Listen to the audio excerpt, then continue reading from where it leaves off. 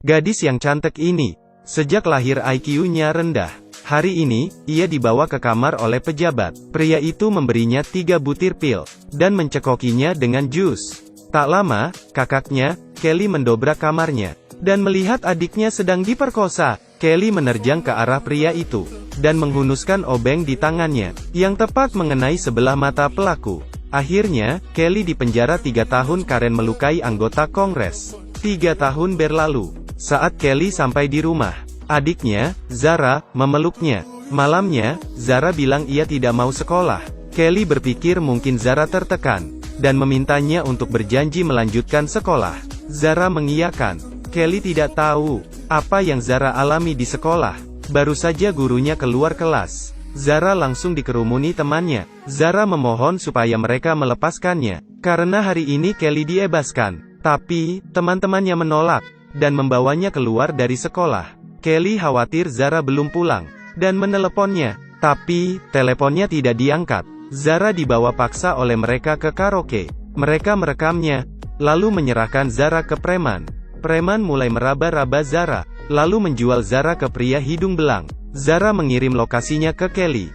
Tapi, preman itu menipu para kostumernya, dan memeras mereka, sehingga ia untung besar malam itu. Kelly mencari Zara di jalan, tapi tidak menemukannya. Ia mengira Zara lupa pulang karena asik main, dan menunggunya di rumah. Hingga esok siangnya, Zara masih belum pulang. Kelly pergi ke sekolah. Zara memakai baju dress merah, hadiah dari Zara untuknya. Di kelas, Kelly tidak melihat Zara. Saat Kelly mau pulang, ada teman Zara yang mengejarnya. Ia memperlihatkan video itu ke Kelly. Kelly shock sampai menangis. Kelly menunggu geng cewek kurang ajar itu di dalam toilet setelah pulang sekolah. Gadis yang kurang ajar itu bilang, "Oi, kamu kakak si bodoh yang dipenjara kan?" Kelly langsung menjambak dan melumpuhkannya. Kelly menemui preman karaoke dan menendangnya, lalu menginjak lehernya dengan high heels. Preman itu bangun dan melawan. Tapi, Kelly melemparnya ke tanah, dan menusukkan ujung payung ke nadinya. Preman itu akhirnya mengaku, kalau kemarin malam mereka tidak sengaja bertemu bos mafia.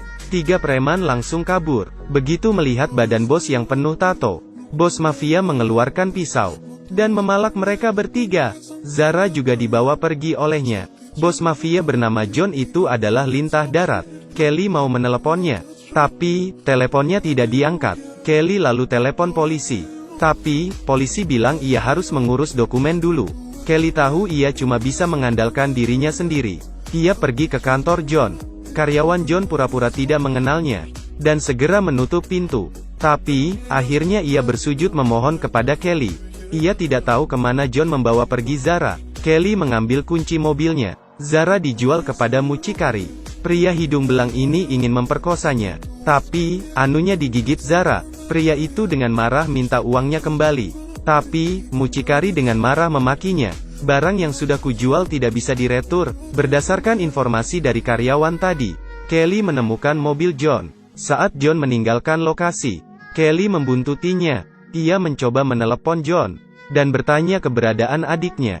John dengan angkuh bilang, "Kamu kakaknya si idiot, ya? Apa kamu juga idiot?" Kelly dengan marah menutup telepon, lalu menginjak gas hingga menabrak mobil John. Sebelum John turun dari mobil, Kelly menyetrumnya hingga pingsan. Saat John bangun, ia sudah dicekik dengan tali. Kelly menyuruhnya pergi ke tempat Zara. John sadar Kelly tidak memakai sabuk pengaman.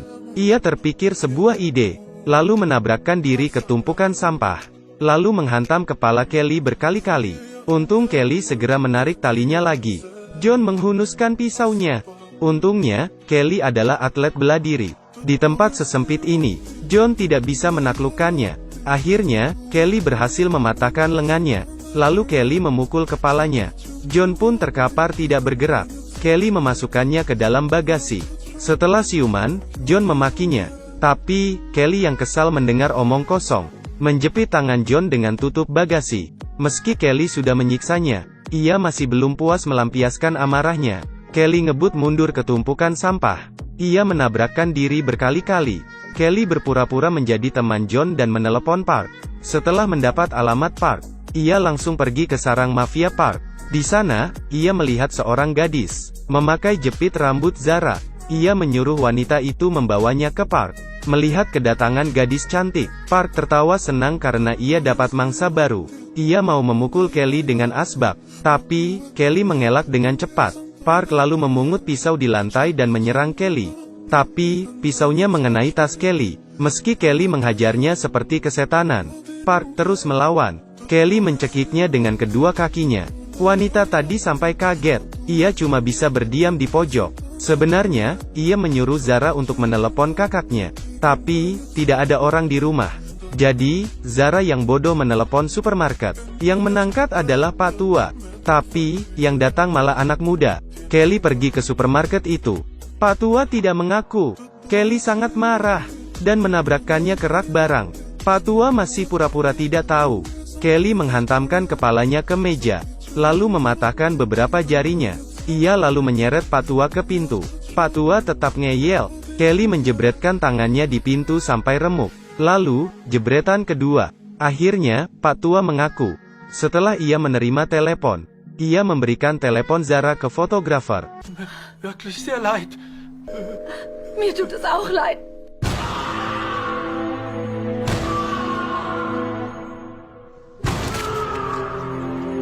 Kelly lalu pergi ke studio foto. Di sana, ia melihat foto Zara. Fotografer bilang ia tak ingat.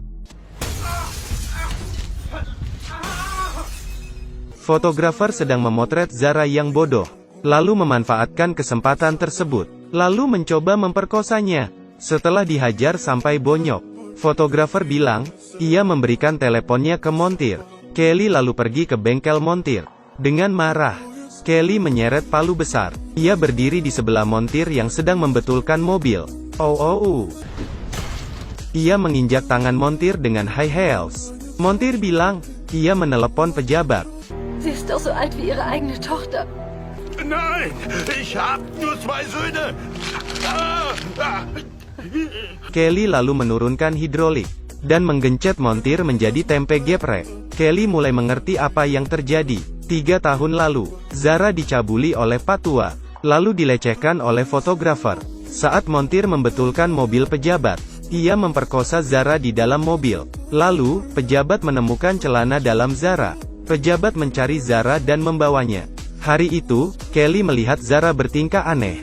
Esoknya, Kelly mengamati Zara di sekolah, dan melihat Zara naik ke mobil seseorang dan tampak takut. Kelly membuntutinya dari belakang, dan terjadilah adegan di awal film tadi. Zara lalu menelepon Pak Tua karena Kelly tidak di rumah. Pak Tua mengira Zara minta ganti rugi karena pernah dilecehkan. Lalu Pak Tua menelepon fotografer. Fotografer lalu menelepon montir, dan montir menelepon pejabat lagi. Artinya, Zara sekarang berada di tempat pejabat. Kelly pergi ke rumah pejabat. Ia menyetrum satpamnya. Di kamar, pejabat masih tidur. Saat ia membuka mata, kepalanya sudah ditodong pistol. Di mana Zara? Bukannya takut, pejabat malah menantang. Kelly memukulnya dengan pistol. Di mana adikku? Pejabat merebut pistol Kelly, dan berteriak kepada satpamnya di luar. Beberapa pria masuk ke kamar. Untungnya Kelly adalah juara nasional bela diri. Ia memakai high heelsnya sebagai senjata, dan melumpuhkan semua satpam. Tapi, pejabat berhasil kabur. Kelly mengejarnya dengan mobil. Kelly ngebut dan menabrak mobil pejabat, lalu terus menabrakkannya ke tepi. Tak lupa, Kelly meletuskan pistolnya dan mengenai lengan pejabat. Tapi, pejabat berhasil kabur, dan menelepon anak buahnya untuk menghabisi Kelly. Ia juga menelepon tangan kanannya, untuk menghabisi Zara. Tapi, pria itu tidak tega dan menelepon Kelly, untuk memberitahu keberadaan Zara. Cowok ini sudah ganteng, baik lagi. Ia menyuruh Zara segera mencari Kelly. Baru saja Kelly parkir. Untungnya, ia bangun tepat waktu. Pria yang tadi membantu Zara dibunuh. Kelly ke toilet dan mencuci mukanya, dan bersiap untuk pertarungan hidup dan mati. Ia membalut tangannya dengan korek api, lalu naik mobil dan menabrak bawahan pejabat. Kelly dikeroyok dan tidak bisa kemana-mana. Dengan berani, Kelly berkelahi. Tapi, pistolnya kehabisan peluru. Meski Kelly jago berkelahi, tapi, jumlah mereka terlalu banyak. Mereka berkelahi sepanjang malam. Kelly kelelahan dan akhirnya lengah dan jatuh. Saat ia melihat Zara yang kesakitan, semangat juangnya membara lagi. Ia merebut pisau preman, dan menjelma menjadi Dewi Neraka. Ia membantai mereka semua. Kelly berhasil masuk ke kamar. Ia tidak tahu pejabat bersembunyi di dalam. Saat berkelahi, Kelly terpojok, dan pejabat menikam perutnya dengan pisau. Kelly sekuat tenaga mendorong pejat, dan melampiaskan seluruh amarahnya. Pejabat akhirnya terkapar setelah dihajar. Kelly menungganginya, dan menonjok mukanya sampai ia mati. Meski muka pejabat sudah hancur, Kelly masih memukul. Kelly baru berhenti saat Zara memanggilnya. Mereka lalu meninggalkan kota itu, dan pergi ke tempat lain untuk memulai hidup baru. Film pun tamat. Di hidupmu apa ada seseorang yang sayang padamu seperti Kelly, yang selalu ingin melindungimu? Tapi, ada berapa orang yang memiliki seseorang seperti itu? Kalau tidak, aku harap dunia ini menjadi aman saja. Oke, aku Kaki Minyak. Sampai jumpa di episode selanjutnya.